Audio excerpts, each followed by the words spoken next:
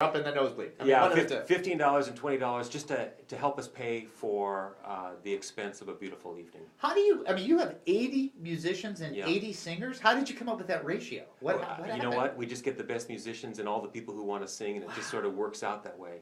That is awesome. And, Okay. the choir is our people. This is our choir that sings every Sunday at our 10:30 sanctuary service.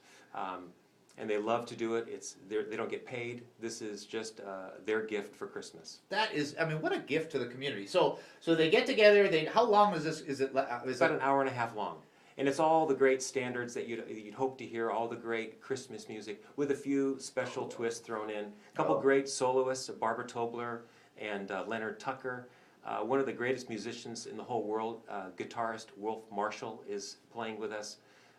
Plus our children's choir sings a couple pieces. So it's for the whole family, and it's really it's a great blessing. How long have you been doing this? 16 years. 16. The concert's been going for 16 years. Is it like packed? Yeah, it is. It's packed. Though. People love this. Yep. People come year after year, and we realize, I think the reason people love the weekend is because it really does kick off the Christmas season right. I mean, Black Friday is not really the best way to kick off the Christmas season and stay focused, on who Jesus is and what this is all about. But to start with the first weekend of December with beautiful music, that really brings out the wonder and the mystery of Christmas in beautiful music. It turns out to be just a great gift. Well, I want to definitely support you in saying that the way that Black Friday, it's like this is the kickoff to the Christmas season based on financial returns for various companies and stockholders. Really? Yeah. I mean, really, you're going to sink to that level? Seriously? That's horrible. And I do agree that the first week in December is one of the most awesome weeks because that's the week my birthday is. Awesome. Well, come. Hey, why don't you come? Why don't you come for your birthday? Celebrate. Bring a few friends. That's awesome. I just think that's terrific stuff. So the community gets an opportunity to see this. Is there a dress code? How You does just that work? come and you're just sort of something that looks holiday to you. I mean, just come however you are. It's not dress up, but you just come as you are. Be comfortable. Come and have a good time. That is just, it's terrific stuff. I just love when we got stuff lit. Now I have to ask you a question that's personal. Because people identify to ministers in different ways, and I'm no different than anybody else. What brought you, and I know that it's not a lot of time, so it's tough to really answer this, but what brought you to ministry? I mean, what said to you, you know what, this is 100% what I need to do in order to fulfill my purpose for being created? Well, my motivation for ministry is I love to see God change people's lives. Okay. For me personally, going to ministry was kind of a surprise. After college, I was a Spanish major at UCLA, and didn't know what I wanted to do at all. Went into selling pharmaceuticals. So my testimony goes something like I sold drugs before I went into the ministry, which is not nearly as risky as it sounds. But while I was doing that, while I was trying to do the responsible thing, God grabbed my heart, and I thought I was just going to be a volunteer for the rest of my life working with kids. A few people that God used in my life, maybe another time we could talk about the longer story, but God used some pretty surprising people, not even Christian people, to affirm in me a passion that I had to work with people in such a way that they knew who Christ was and their lives were changed.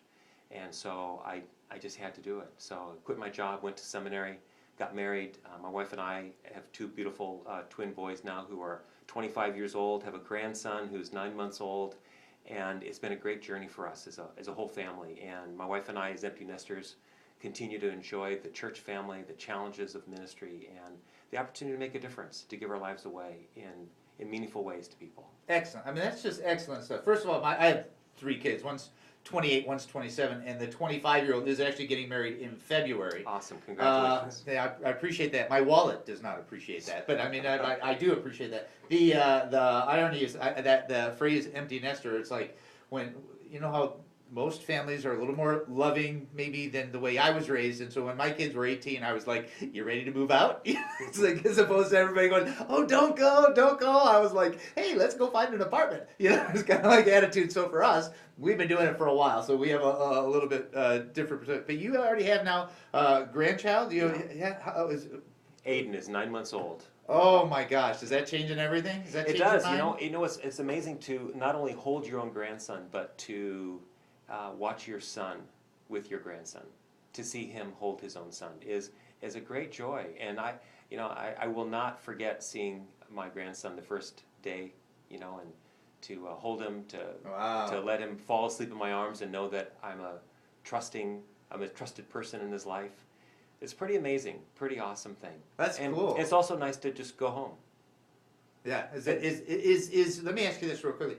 Is seeing your son become you a little overwhelming from time to time? Like now he's comes into maturity and yeah. Well, I got twin boys, and so they both are like each other, and they're a lot like me, but they're their own guys too. Yeah. So it's fun as a dad to celebrate what they're becoming and to see God at work in them too. Great. Okay, let's go back to the concert because that's the reason that Pastor Mike came in. I just wanted to ask those questions because I wanted to know. That's why I asked those questions.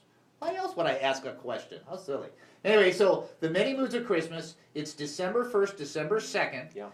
He's at $15 to $20, depending. Yep. You kind of come festive. It's 80 people that sing in the choir and 80 musicians, and they work together as a 160-piece unit. Yep, all led by, conducted by our minister of music, Dan Bird.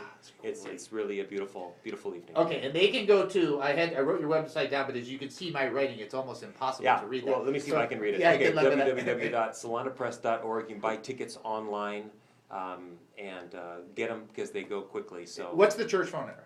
Church phone number is 858-509-2585.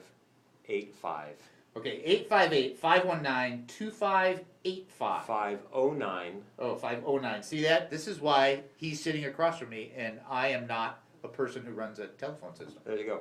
Okay, yeah. go ahead. 509-2585, and you can get tickets. The easiest way is to get them online. Easiest way is to get them online. What a privilege. Thank you, sir, for taking the time to come in and talk to us and share with the community. 65,000 of you have an opportunity. I have a feeling if you all went at once, they couldn't get you all in. That means get your tickets now, not later. That's what that means. You're listening to the David Spoon Experience right here on KPRZ 1210 AM in San Diego. We'll be back kind of soon. I'm not telling you when. Let's see if I can get more trouble. I'm not done yet. The day is not over, but it almost is, so don't go anywhere. See you in a minute. Great job. Is that good? Excellent. Good, thanks. Yeah. That's fun.